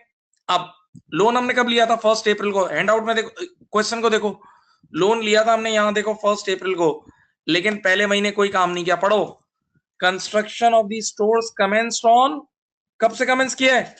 1 मई। एक महीना जाया कर दिया यार। लोन तो 1 अप्रैल को ले लिया था, लेकिन काम शुरू 1 अप्रैल से नहीं किया, 1 मई से किया। तो पहले एक महीने का इंटरेस्ट कैपिटलाइज नहीं होगा। ऊपर अभी तो कंडीशंस पढ़ाई हैं, सोचो अभी तो कंडीशंस पढ़ाई हैं, पहले महीने का इंटरेस्ट कैपिटलाइज नहीं होगा। पहला महीना तुमने काम ही नहीं शुरू किया, काम शुरू करना जरूरी था। अब देखो पढ़ो इंग्लिश, 1 मई से काम शुरू है and it was completed and ready for use on 28 Feb 2009। 28 Feb को काम हो गया, 28 फेब को पूरा प्रोजेक्ट कंप्लीट हो गया। इसका मतलब 28 फेब के बाद कुछ भी कैपिटलाइजेशन नहीं होगी। अब नीचे देखो तुम्हारा ईयर एंड कब हो रहा है, ये देखो नीचे सवाल के नीचे देखो तुम्हारा ईयर एंड कब हो रहा है? 31 मार्च। 31 मार्च नहीं समझे भाई? 1 अप्रैल को अकाउंटिंग पीरियड शुरू हुआ और 1 अप्रैल को ही लोन लिया। 1 अप्रैल को अकाउंटिंग पीरियड शुरू हुआ और 1 अप्रैल को ही लोन लिया। हाँ, लेकिन पहले महीने हमने काम शुरू ही नहीं किया, तो एक महीना तो जाया हो गया। तो पहले महीने का इंटरेस्ट कैपिटलाइज नहीं होगा। हाँ हाँ जी। और काम कंप्लीट कब हो गया? फेब में काम कंप्लीट हो गया। कब कंप्लीट हो गया? फेब में कंप्लीट हो गया। तो इसका मतलब मार्च में भी, इसका मतलब मार्च, पेज नंबर 65 है, एक बच्चे ने बता दिया, पेज नंबर हैंडआउट का पेज नंबर 65 है। अगर किसी को हैंडआउट में देखना है तो पेज नंबर 65 में देख ले, क्वेश्चन मिल जाएगा। अब सुनो बेटा, जब फेब के एंड में काम ही पूरा कंप्लीट हो गया तो फेब के एंड तक कैपिटलाइजेशन होगी, मार्च के मंथ में इंटरेस्ट कैपिटलाइज नहीं होगा। अभी मैं आगे नहीं पढ़ रहा, जानबूझ के ठहरो। अब मैं तुम्हें एक स्केच बना के समझाता हूँ। देखो इधर देखो, ये रहा। देखो भाई, पूरे 12 महीने नजर आ रहे हैं, पूरे 12 महीने नजर आ रहे हैं बच्चों। तो अप्रैल के महीने में इंटरेस्ट कैपिटलाइज नहीं होगा और मार्च में भी नहीं होगा। अप्रैल में नहीं होगा और मार्च में भी नहीं होगा, सही है। क्योंकि अप्रैल के महीने में लोन तो ले लिया था, 1 अप्रैल को लोन तो ले लिया था, लेकिन काम शुरू नहीं किया था। अब देखो मई से कैपिटलाइज होना शुरू होगा, मई जून जुलाई ये सब कैपिटलाइज होंगे, याद है। अब 12 महीने में से 2 महीने तो हटा ही दो, क्योंकि पहले महीने तो काम ही नहीं हुआ और फेब के एंड पे काम कंप्लीट हो गया। तो 12 में से 2 महीने तो निकाल दो, बाकी 10 महीने कैपिटलाइज होंगे, बाकी 10 महीने कैपिटलाइज होंगे, बाकी 10 महीने कैपिटलाइज होंगे। लेकिन अब आओ वापस पास्ट पेपर पे आ रहा हूं। देखो आओ देखो, बीच में कुछ महीनों के लिए सस्पेंड भी हुआ है काम, बीच में कुछ महीनों के लिए क्या हुआ है? सस्पेंड भी हुआ है काम, काम सस्पेंड भी हुआ है। देखो क्या लिखा है, क्या कह रहे हैं? कह रहे हैं कि हाँ, it was completed and ready for use on 28 Feb 2009 but did not open for trading until 1 April X9। इससे कुछ नहीं होता। ड्यूरिंग द ईयर, अब पढ़े, trading during the year trading at Apex other stores was below expectations, so Apex suspended, पढ़ लो, so Apex suspended the construction of the new store for a 2-month period. So Apex suspended the construction of the new store for a 2-month period during July and August। बेटा 2 महीने के लिए suspend किया, तो अब 2 महीने का बीच में कैपिटलाइजेशन नहीं होगा। और ये सस्पेंशन उन वजूहात की वजह से नहीं है जो मैंने लिखवाई थी, एक्सेप्शन नहीं है। ये 2 महीने इस वजह से रुके क्योंकि हमारा काम ही नहीं चल रहा था दूसरी जगह, हम दूसरी जगह बिजी हो गए थे, तो हमने यहाँ काम रोक दिया। तो बेटा ये 2 महीने सस्पेंड है, आप प्रॉपर सस्पेंड है। कौन कौन से 2 महीने देख लो, जुलाई और अगस्त। तो जुलाई और अगस्त में जो है ना, आप कैपिटलाइज नहीं कर सकते। हाँ, अभी मैं एक लाइन स्किप कर रहा हूं, आखिरी में करा दूंगा तुम्हें। अब देखो मेरे स्केच को देखो बेटा, अप्रैल में कैपिटलाइज नहीं होगा, मई में होगा, यस, जून में होगा, जुलाई और अगस्त नहीं होगा, जुलाई और अगस्त नहीं होगा, देख लो सस्पेंड हुआ था। हाँ, फिर सितंबर होगा, अक्टूबर होगा, नवंबर होगा, दिसंबर होगा, जनवरी, फेब, लेकिन मार्च नहीं होगा क्योंकि फेब के एंड में काम कंप्लीट हो गया है। अब आप अच्छी तरह आंखें खोल के देख लें भाई, अच्छी तरह आंखें खोल के देख लें कि 12 महीने में से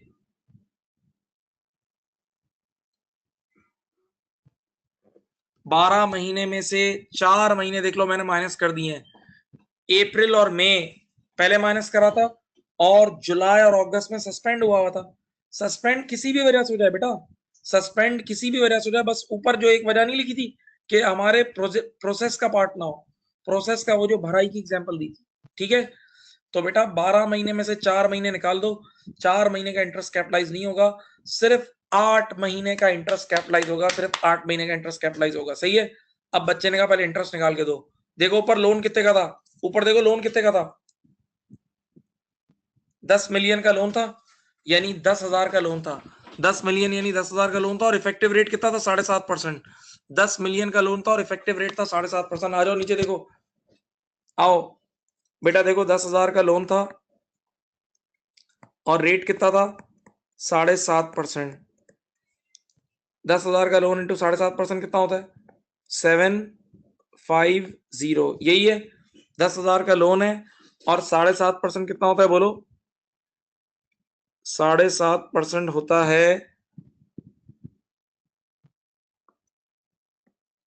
750। 7.5% कितना होता है, 750। हाँ जी, ऐसा ही है।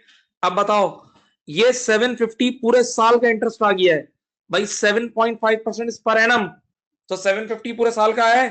अब जरा इसको 8/12 कर लो, 750 इंटू 8/12 कितना होता है, 500। ये हो जाएगा कैपिटलाइज्ड, ये हो जाएगा कैपिटलाइज्ड। हाँ भाई, और बताओ कितने महीने का पीएल में जाएगा, 4 महीने का, तो इंटू 4/12। ये ये पीएनएल में चले जाएगा। पीएनएल ईयर एंडेड 31 मार्च 09।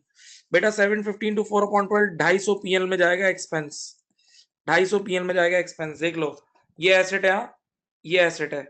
बच्चों आंखें खोल के देख लो, 12 महीने में से 12 महीने में से 4 महीने का इंटरेस्ट कैपिटलाइज नहीं हुआ। सुनो भाई, 12 महीने में से 4 महीने का इंटरेस्ट कैपिटलाइज नहीं हुआ क्योंकि कंडीशन मीट नहीं हुई।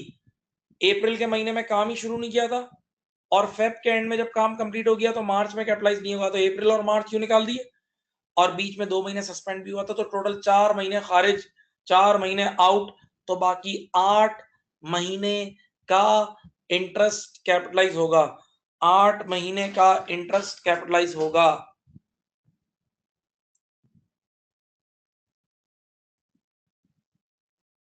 सही, देख लो भाई अच्छी तरह, सवाल भी तुम्हारे पास है, एक नजर देख लो, वो एक लाइन मैंने स्किप करा ही बता रहा हूं वो।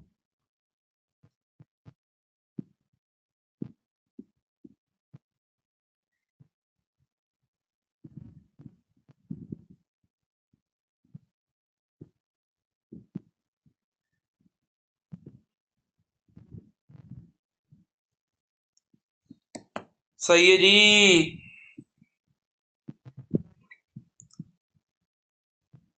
अब जरा भाई एक एक पहला इल्मी बात मैं आपके सामने रखूंगा, और मैंने ऊपर बताया भी था। चलो भाई, अब एक इल्म की बात आपके सामने रखूंगा। सवाल की एक लाइन स्किप कराई थी वो पढ़ रहा हूँ, अगर हैंड आउट है तो हैंड आउट में देख लो, वरना मेरी स्क्रीन पे देख लो तो भी इंशाल्लाह समझ जाओगे। अब पढ़ो, पढ़ो।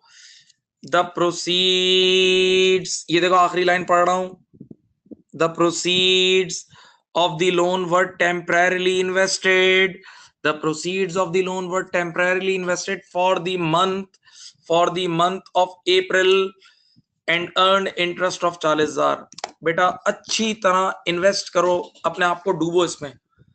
यार वो जो पहला महीना नहीं था अप्रैल का, तो अप्रैल के महीने में जब कंस्ट्रक्शन शुरू नहीं हुई थी तो पैसे पड़े थे, तो हमने पैसे शॉर्ट टर्म में इन्वेस्ट कर दिए।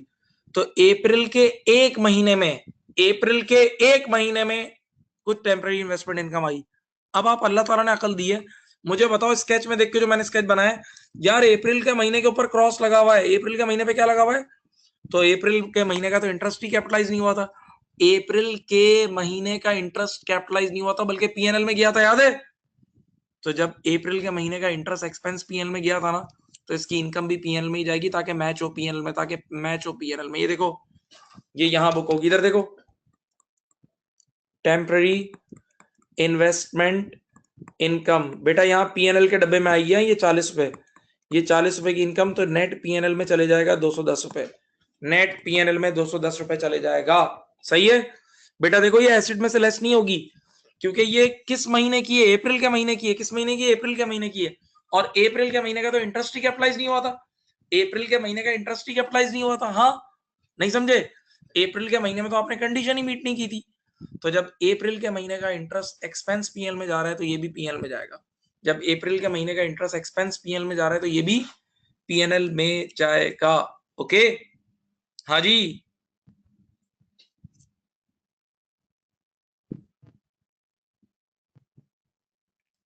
देख लो भाई, ये क्वेश्चन पूरा सॉल्व हो चुका है, ये क्वेश्चन पूरा सॉल्व हो चुका है, आपके सामने है।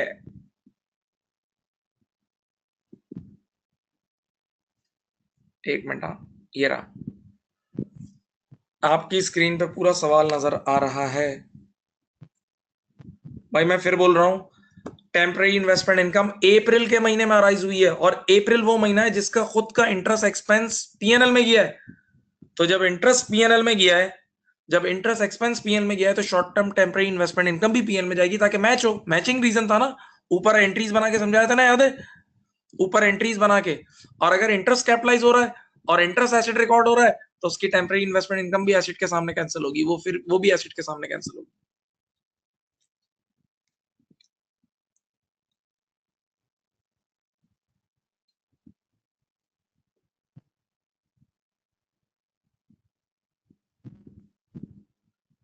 सही।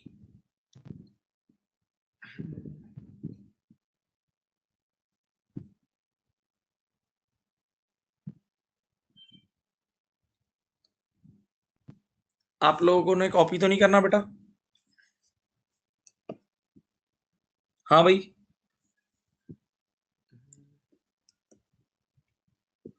चलो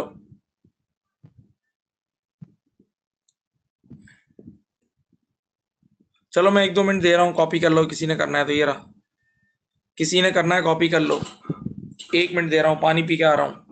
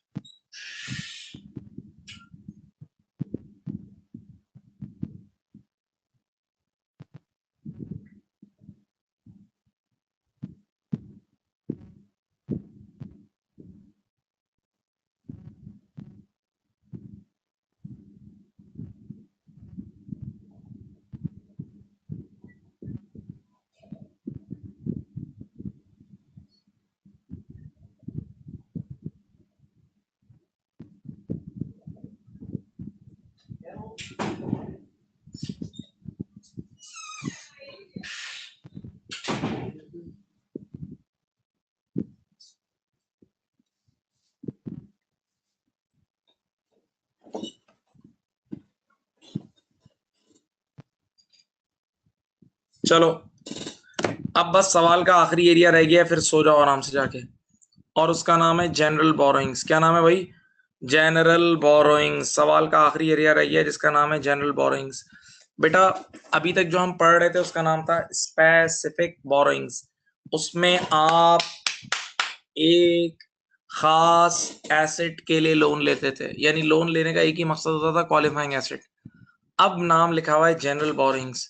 जनरल बोरिंग्स का मतलब अब आपने जनरल पर्पस लोन लिया हुआ है, अब आपने जनरल पर्पस लोन लिया हुआ है। ओके, जनरल पर्पस लोन का मतलब अब आपने एक लोन लिया हुआ है जिससे आप 10-15 काम कर रहे हो। उस लोन से इन्वेंट्री भी खरीदते हो, उससे बिजली के बिल भी पे करते हो, टेलीफोन बिल भी, एम्प्लॉयज की वेजेस भी, क्लीनिंग भी, सब कुछ करते हो। और उसी लोन को कभी कभार क्वालिफाइंग एसेट पे भी यूज करते हो, उसी लोन को कभी कभार क्वालिफाइंग एसेट पर भी यूज करते हो, उसी लोन को कभी कभार क्वालिफाइंग एसेट पर भी यूज करते हो। ठीक है, तो अब ऐसे लोन को हम बोलते हैं जनरल बोरिंग्स। पढ़ो, देखो ये पूरी स्टोरी बच्चों की तरह लिखी हुई है। Now just think, company has taken 2 or 3 different loans and company use it for different purposes and sometimes use it for qualifying asset and sometimes use it for qualifying asset. Now these loans, अब मसला सुनो भाई, अब मसला तो सुनो। Now these loans are taken at different times, ये मसला है भाई, असल ये मसला है। Now these loans are taken at different times, अलग अलग टाइमों पे लिए। 2 साल पहले एक लोन लिया था, एक 3 साल पहले लिया था, and they have different interest rates as well। बात सुने भाई, ये लोन अलग अलग मौकों पे लिए गए और इनके इंटरेस्ट रेट भी अलग अलग है भाई, अलग अलग टाइम्स पे लिए गए और इनके इंटरेस्ट रेट भी अलग अलग हैं। That's why we need to calculate. अब हमें एक चीज निकालनी होगी, पढ़ो क्या लिखा है, weighted average capitalization rate. we need to calculate weighted average capitalization rate, we need to calculate weighted average capitalization rate। मैं आपको समझाता हूँ, सुनो भाई। मैंने आज से 3 साल पहले 10 करोड़ रुपए का लोन लिया था 10% पे, और फिर लास्ट ईयर मैंने 5 करोड़ रुपए का लोन लिया 6% पे। सारे लोन को एक ही डब्बे में डाल दिया, एक ही बैंक अकाउंट में डाल दिया, मिला दिए, सारे लोन मिल गए। अब उस लोन से 10 काम और कर रहा हूं, और कभी कभार वो जो मिक्स पैसा है ना, मिक्स पैसा, उसमें से निकाल के इस क्वालिफाइंग एसेट पे भी लगा रहा हूं। तो अब जो मुझे इंटरेस्ट कैपिटलाइज करना होगा, उसका एक जो रेट डिसाइड करूंगा वो एवरेज होगा ना भाई, क्योंकि लोन, दोनों लोन का रेट अलग अलग है। 2 लोन्स लिए मैं और उनका रेट्स अलग अलग है यार, इंटरेस्ट रेट। तो अब मुझे एक चीज निकालनी होगी, वेटेड एवरेज कैपिटलाइजेशन रेट। क्या निकालना होगा, वेटेड एवरेज कैपिटलाइजेशन रेट। सही बेटा, जो मैं बोल रहा हूँ ना, अगर मैं आपको वैसे प्रैक्टिकली समझाऊं तो ज्यादा अच्छी तरह समझोगे। जो बोल रहा हूँ उसको प्रैक्टिकली सॉल्व करके समझा देता हूँ, सही है। आ जाओ, बिस्मिल्लाह।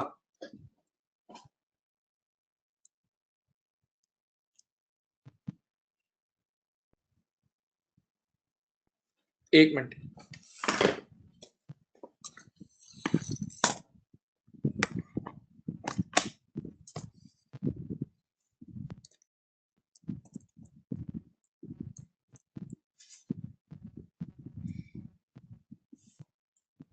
एक सेकेंड ना।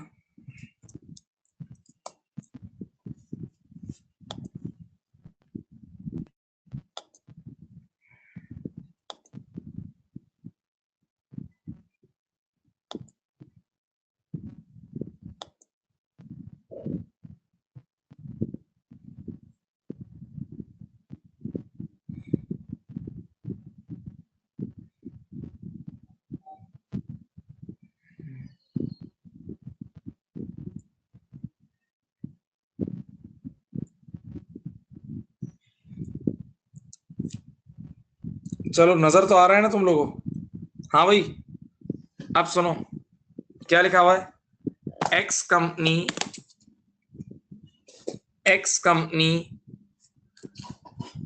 had the following loans in place at the beginning and at the end of the period। बेटा इनके पास 1 जनवरी को भी 120 मिलियन का लोन था और 31 दिसंबर को भी 120 मिलियन का लोन था। 1 जनवरी और 31 दिसंबर, यानी ये पुराना लोन था। सोचो ना, ये लोन हमने पहले से लिया हुआ था, ये लोन हमने पहले से लिया हुआ था। 1 जनवरी को भी 120 का लोन था और ईयर एंड पे पुराना लोन था, सही है। और दूसरा लोन भी क्या है, 9.5% का लोन, ये भी ईयर के स्टार्टिंग पे भी और ईयर के एंड पे भी, यानी कई सालों से लोन चले आ रहे हैं, पुराने लोन है। तो इन लोन को हम बोलेंगे एग्जिस्टिंग लोन्स। क्या बोलेंगे, एग्जिस्टिंग लोन्स। सही। अब पढ़ो, नीचे पढ़ो। On 1st January 2006, X company began construction of a qualifying asset. X company began construction of a qualifying asset, a piece of machine using, ये देखो पढ़ो क्या लिखा है, using, क्या लिखा है, existing borrowings, using existing borrowings। ठीक है। अब बताओ, अपने पास 200 मिलियन पड़े, 120 मिलियन का लोन 10% वाला पड़ा है और 80 मिलियन का लोन 9.5% वाला पड़ा है।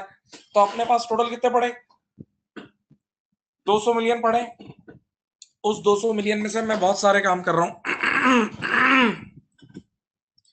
उस 200 मिलियन में से मैं बहुत सारे काम कर रहा हूं, उसमें से मैं अपनी इन्वेंट्री भी खरीदता हूँ, सारे काम करता हूँ, और ये थोड़ा बहुत पैसा इस पे लगाया होगा। देखो, थोड़ा बहुत क्वालिफाइंग एसेट पे लगा हुआ। पढ़ो, expenditure drawn down on for construction was 30 million on 1 January 2006 and 20 million on 1 October 2006। Required capitalize borrowing cost, required capitalize borrowing cost. मैं एक मिनट नीचे अकाउंटिंग पीरियड भी लिख दूं। ये अकाउंटिंग पीरियड में लिख रहा हूं भाई, ये मेरा अकाउंटिंग पीरियड है। ओके, अब सबसे पहला मसला जो है ना, सबसे पहला मसला सामने देखें, सबसे पहला जो मसला है वो ये है कि मुझे एक चीज निकालनी है, that is called weighted average capitalization rate. Weighted average capitalization rate, डरना नहीं, समझ जाओगे सब, A1 समझ जाओगे, मुश्किल नहीं है। वेटेड एवरेज कैपिटलाइजेशन, बेटा दो अलग अलग लोन है ना, और दोनों अलग अलग लोन का इंटरेस्ट रेट अलग अलग है, जबकि मैं पैसे तो दोनों में से मिला के लगा रहा हूं, तो मुझे एक एवरेज रेट निकालना है। बहुत आसान तरीका है, देखो इधर देखो, डिनोमिनेटर में लोन का प्रिंसिपल अमाउंट लिखना, डिनोमिनेटर में लोन का क्या लिखोगे, प्रिंसिपल अमाउंट, और न्यूमरेटर में उसका इंटरेस्ट। सुनो भाई, लोन, पहले लोन का अमाउंट कितना है, 120 मिलियन, पहले लोन का अमाउंट है 120, और ऊपर उसका इंटरेस्ट लिखता हूं, देखो 120 मल्टीप्लाई बाय 10%, हाँ भाई, प्लस प्लस, फिर डिनोमिनेटर में दूसरा लोन कितने का है, 80, और ऊपर उसका सूद 80 मिलियन का कितने परसेंट है, 9.5%। ठीक है भाई, तो देखो होगा क्या, नीचे टोटल लोन आ जाएंगे, ऊपर दोनों के इंटरेस्ट रेट आ जाएंगे। जरा आप लोग भी करें, मैं भी सॉल्व करता हूं, चलो करो।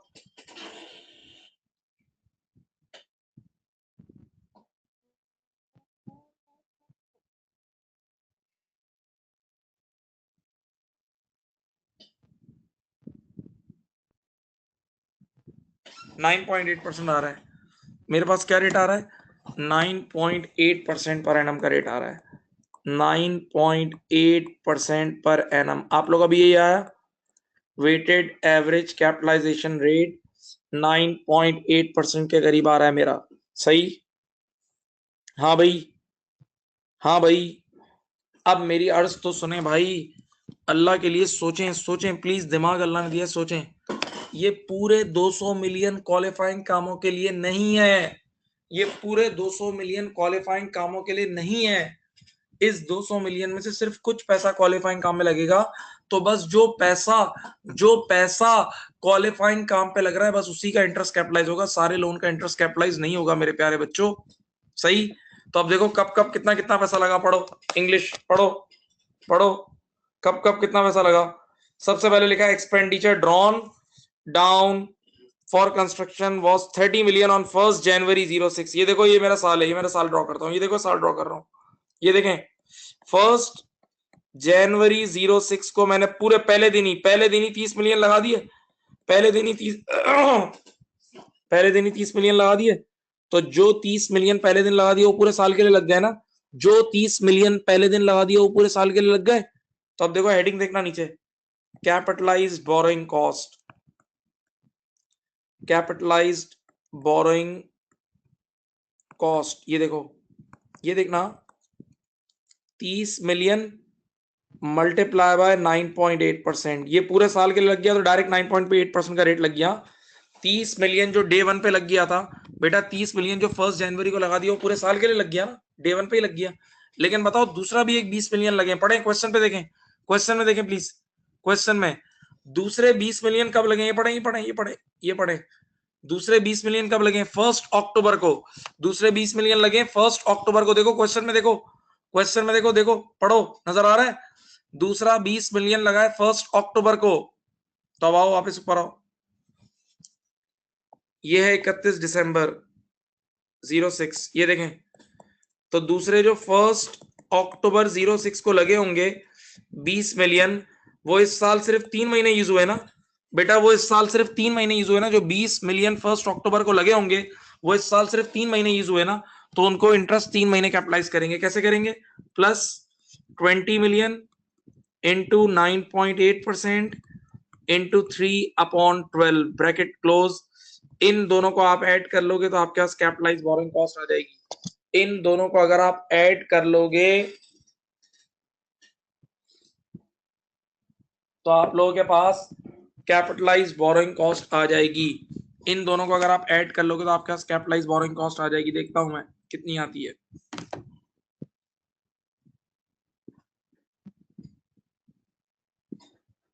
प्लस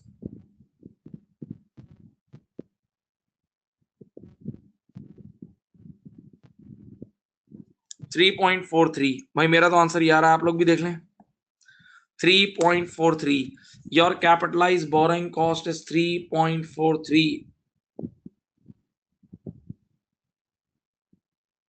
हाँ भाई, यही आ रही है, यही आ रही है प्यारे प्यारे बच्चों, यही आ रही है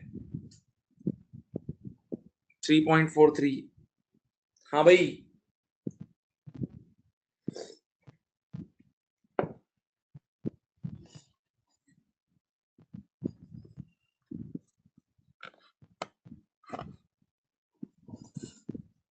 अब मेरी अर्ज तो सुने। अब मैं तुम्हें कुछ सिखाना चाहता हूँ, अल्लाह करे तुम सीखो यार, थोड़ा सा दिल से पढ़ोगे तो सीख जाओगे। बस अब मैं ज्यादा टाइम नहीं लूंगा, एक चीज सिखाना चाहता हूँ। बेटा जरा अपना दिमाग को पहले मेरी तरफ मुतवज्जह करो, बात सुनो।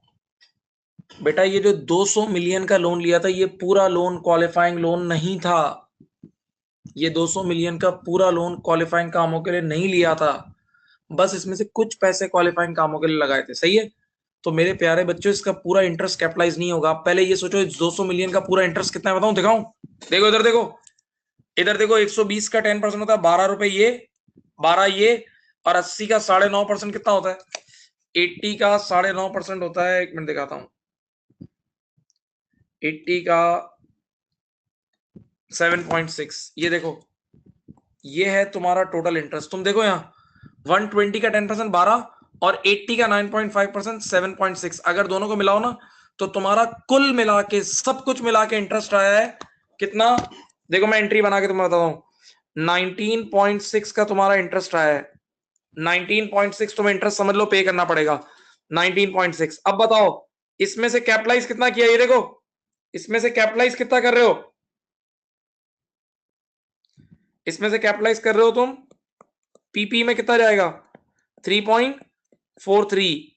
हाँ, तो बाकी तुम्हारा इंटरेस्ट पीएनएल में जाएगा, बाकी इंटरेस्ट नॉर्मल कामों के लिए यूज हुआ है वो पीएनएल में चले जाएगा। देख लो 19.6 माइनस 3.43, ये देखो 16.17, ये देखो भाई, ये एंट्री देख लो, एंट्री स्क्रीन पे नजर आ रही है एंट्री। देखो बेटा, टोटल इंटरेस्ट जो इस साल तुम्हें देना हुआ होगा इन 200 मिलियन पे, इस 200 मिलियन पे, इस 200 मिलियन पे जो टोटल इंटरेस्ट देना है वो 19.6 का देना है। लेकिन प्यारे बच्चों, ये टोटल इंटरेस्ट क्वालिफाइंग कामों के लिए नहीं है, ये टोटल इंटरेस्ट क्वालिफाइंग कामों के लिए नहीं है। तो जितना इंटरेस्ट क्वालिफाइंग कामों के लिए बेटा वो कैपिटलाइज हो गया 3.43, और बाकी एक्सपेंस में चले गया। बाकी क्या चले गया? एक्सपेंस में चले गया, सही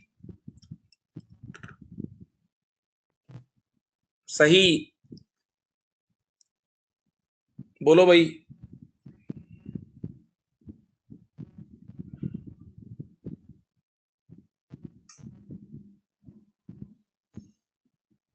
हाँ भाई, समझ गए जवानों।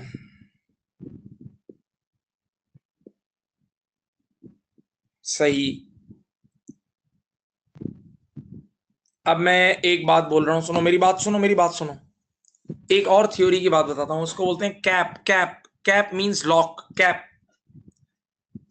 बेटा इस बार आपका एक्चुअल इंटरेस्ट टोटल कितना पे हुआ? 19.76। अच्छा, किसी ने बोला एंट्री रिपीट कर दो। भाई ये जो 200 मिलियन का हमने लोन लिया था, 200 मिलियन का लोन लिया था, ये सारा लोन क्वालिफाइंग कामों के लिए नहीं था। तो इस 200 मिलियन का एक्चुअल इंटरेस्ट बन रहा था 12 और 7.6 19.6, तो 19.6 का इंटरेस्ट पे हुआ, जिसमें से हमने कैपिटलाइज कितना किया है? सिर्फ 3.43 किया है, जो कि हमारे क्वालिफाइंग कामों पे यूज हुआ है। तो बाकी 19.6 माइनस 3.343 16.17 हमारे पीएनएल में जाएगा। 16.17 कहां जाएगा? पीएनएल में जाएगा, सही है, क्योंकि वो क्वालिफाइंग कामों के लिए यूज नहीं हुआ। अब मैं तुम्हें एक और बात बताता हूँ, स्टैंडर्ड ने एक बात बोली है। स्टैंडर्ड ने बोला है कि ये जो इस बार कैपिटलाइज बोरिंग कॉस्ट कितनी थी? 3.43। कैपिटलाइज बोरिंग कॉस्ट थी 3.43 और एक्चुअल इंटरेस्ट बन रहा था 19.6। कैपिटलाइज बोरिंग कॉस्ट थी 3.43 और एक्चुअल इंटरेस्ट कितना बन रहा था? 19.6। तो उन्होंने एक बड़ी जबरदस्त बात बोली है, बोला ये कैपिटलाइज बोरिंग कॉस्ट हमेशा या तो उस 19.6 से कम होगी, या अगर बहुत हुई ना तो उसके बराबर हो सकती है। ऐसा नहीं हो सकता ये capitalize borrowing cost actual interest से भी एक्सीड कर जाए। ऐसा नहीं हो सकता कि ये वाली जो कैपिटलाइज बोरिंग कॉस्ट है ये एक्चुअल इंटरेस्ट को भी क्रॉस कर जाए, फिर तो फ्रॉड किया है आपने, फिर तो आपने गलती की है भाई। जो आपका एक्चुअल इंटरेस्ट, आपने इन्हीं लोन्स को यूज किया है ना क्वालिफाइंग कामों में, आपने इन्हीं लोन्स को क्वालिफाइंग कामों में यूज किया है ना। हाँ, तो एक्चुअल इंटरेस्ट से कभी भी ज्यादा कैपिटलाइज नहीं कर लेना, ये नहीं हो सकता। तो ये जो कैपिटलाइज बोरिंग कॉस्ट का अमाउंट आ रहा है ना, ये कभी एक्चुअल इंटरेस्ट जो 19.6 था ना उसको कभी क्रॉस नहीं कर सकता, उससे आगे नहीं बढ़ सकता, वरना तो गलती की आपने।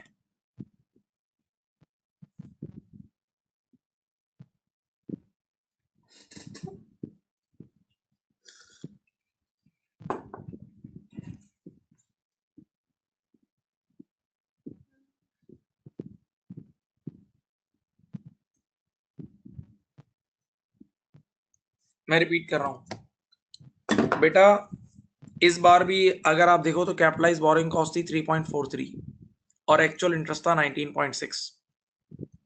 तो टोटल लोन में से, टोटल 200 मिलियन में से कुछ पैसा क्वालिफाइंग कामों में लगा रहे हो ना, तो टोटल लोन का इंटरेस्ट हमेशा ज्यादा होगा और क्वालिफाइंग क्वालिफाइंग कामों पे जो कैपिटलाइज हुआ है वो कम होगा।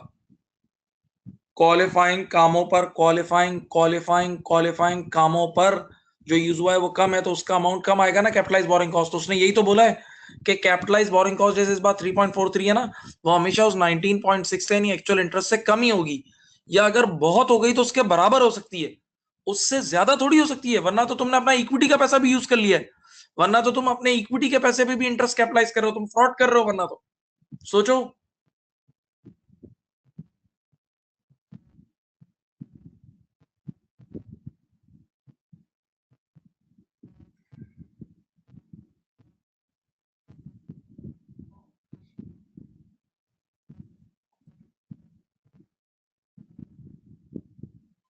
अब एक सवाल करो और फिर आराम से सो जाओ यार, अल्लाह का नाम लेके जाओ। एक सवाल करो बस। ये लो, ये लो, ये लो, ये लो, ये लो, ये लो, ये लो, सवाल नजर आ रहा है? सवाल नजर आ रहा है भाइयों? ये सवाल कर दो जल्दी। ये जनरल बोरिंग का सवाल है।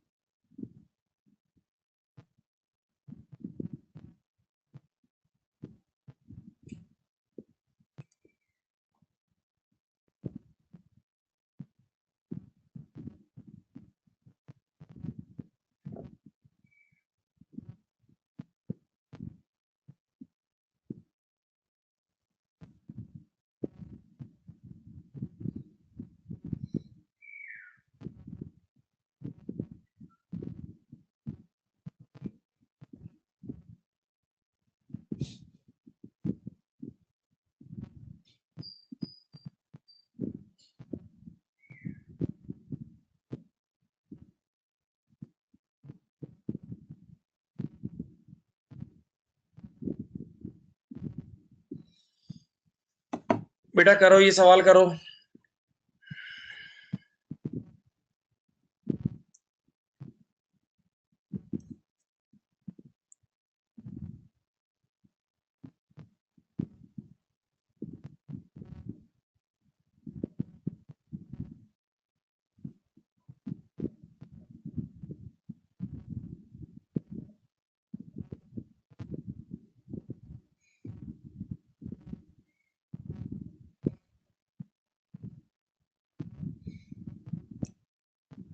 आके बेटा सुधर जाओ।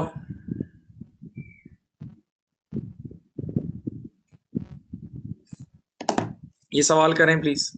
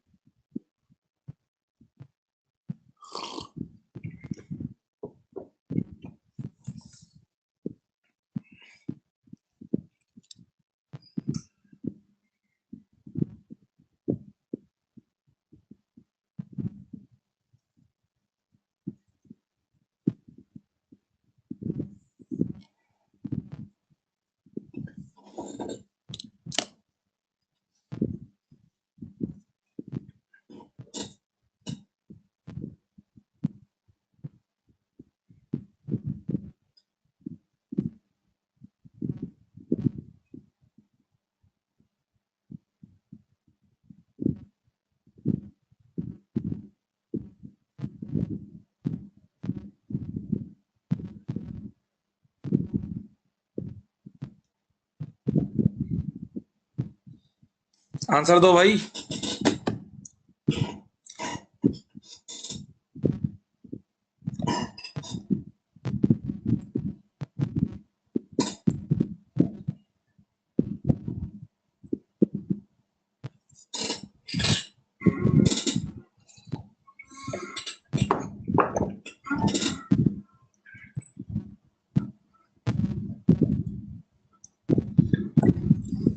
बेटा जरा क्वेश्चन करके दे दो भाई, ये बच्चों वाला सवाल है यार, जनरल बोरिंग पे। चलो मैं तुम्हें इंटरेस्ट एवरेज रेट पहले निकाल देता हूँ। वेटेड एवरेज कैपिटलाइजेशन रेट, नीचे 15 और ऊपर 15 का 9% प्लस 24 और ऊपर 24 का 11% इंटू 100।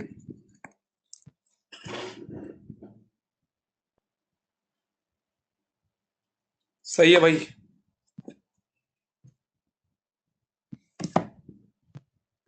15 का 0.09 कितना होता है? 1.35 प्लस 24 इंटू 0.11, 3.99, 10.23% आया है।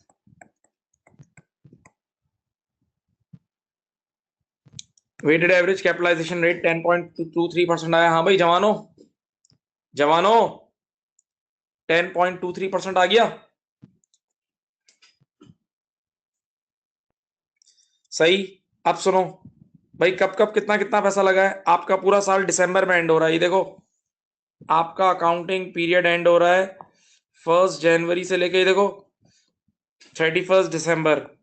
पहली बार आपने पैसे कब लगाए देखें? आपने पहली बार पैसे लगाए 1 अप्रैल को। 1 अप्रैल को लगाए, यहां लगाए 1 अप्रैल को। तो जो पैसा आपने 1 अप्रैल को लगाया वो 9 महीने के लिए लगाया है। जो पैसा आपने 1 अप्रैल को लगाया वो 9 महीने के लिए लगाया। देखें capitalised borrowing cost, borrowing cost, ये देखो कितने लगाए थे पैसे? 6 मिलियन लगाए थे। 6 मल्टीप्लाई बाय 10.23% इंटू, बताओ 1 अप्रैल को जो पैसा लगाया 9 महीने के लिए लगा दिया, इंटू 9/12 ब्रैकेट क्लोज, प्लस मजीद पैसा कितना लगाया है 1 अगस्त को और लगाए। 1 अगस्त को आपने और पैसे लगाए कितने? 2 मिलियन। यहां लगाए 2 मिलियन। तो बताओ अगस्त से गिनो, अगस्त सितंबर अक्टूबर नवंबर और दिसंबर, 5 महीने। 5 महीने भाई, बड़े तेज जा रहे हो बेटा व्हाट्सएप पे, व्हाट्सएप पे बड़े तेज जा रहे हो, खिंचाई कर दूंगा तुम सबकी।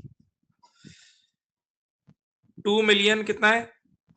2 मिलियन इंटू 10.23% इंटू 5/12। चलो भाइयों भाइयों प्यारे प्यारे बच्चों, ये तुम्हारी कैपिटलाइज बोरोइंग कॉस्ट आ गई। कितनी आई भाई? किसी ने आंसर निकाला है? बताओ आंसर बताओ।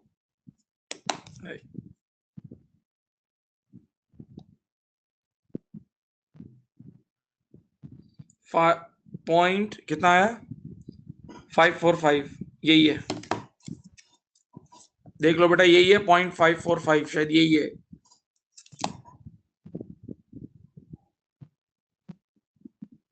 हाँ भाई आंसर है। वाह यार तुम लोग आंसर आ गए, तो होशियार हो गए तुम लोग। भाई तुम लोग होशियार हो गए यार। रात देखो तुम लोग रात के राही हो। तुम लोग रात को पढ़ रहे हो, तुम्हारा मीटर ऑन है। तुम लोग दिन में पढ़ते हो, दिन में पढ़ते हो तुम लोग, यकीन करो तुम लोग बिगड़ जाते हो। अभी रात में तुम यार चिल माहौल में पढ़ रहे हो, डिनर शिनर कर लिया तुमने, मुर्गे खाए अभी। और अब जरा एक चीज सोचो यार, तुम लोग अभी यार इस ये बिल्कुल थका हुआ आई है से, बताओ बड़ा साइड बोर्ड आई है, सही है।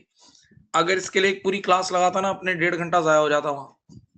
तो ये उस 1.5 घंटे में हम और काम भी कर सकते हैं, सोचो। तो अब थोड़ा सा तुम लोगों ने कुर्बानी दी, और टेक्नोलॉजी कितनी जबरदस्त है, अब रिकॉर्डिंग भी हो गई। अभी आधी से ज्यादा क्लास कल ये इसको आराम से रिकॉर्डिंग में सुन लेगी, जिसको जब सुनना है सुन ले। ठीक है, लिख लिया भाई कि सबसे हो गया था? गेम समझ गए? मैं इस फाइल को पीडीएफ में कन्वर्ट करता हूं और मैं व्हाट्सएप पे डाल देता हूं, तो फिर तुम वहीं से एक्सेस मार लो। ठीक है, और यार एक आखिरी बात बता दूं, तुम सबको ग्रैंड नाइट में आना है भाई, बोल दिया है तुम लोग ग्रैंड नाइट के, तुम लोग के पासेस ले लिए हैं मैंने, पेमेंट दे के उठा लेना वहां से, ठीक है यार। इंस्टीट्यूट का इवेंट है, कभी कभार ही होता है और बहुत मजा आ रहा है। अभी बात उसमें इनाम घर वगैरह सब है, अभी जुनैद जमशेद वालों से ही बात हुई है तो उनकी तरफ से भी गिफ्ट्स आ रहे हैं, तो बहुत अच्छा फन होता है और बहुत सारे फिल्म स्टार्स और सब बहुत कुछ बड़े बड़े लोग आ रहे हैं, ऑडिट फर्म के पार्टनर्स। तो एक बड़ा इवेंट है भाई, आप लोगों ने मिस नहीं करना किसी ने भी। चलो आराम से सो जाओ, अल्लाह का नाम लो। बाय बाय, टाटा, अल्लाह हाफिज।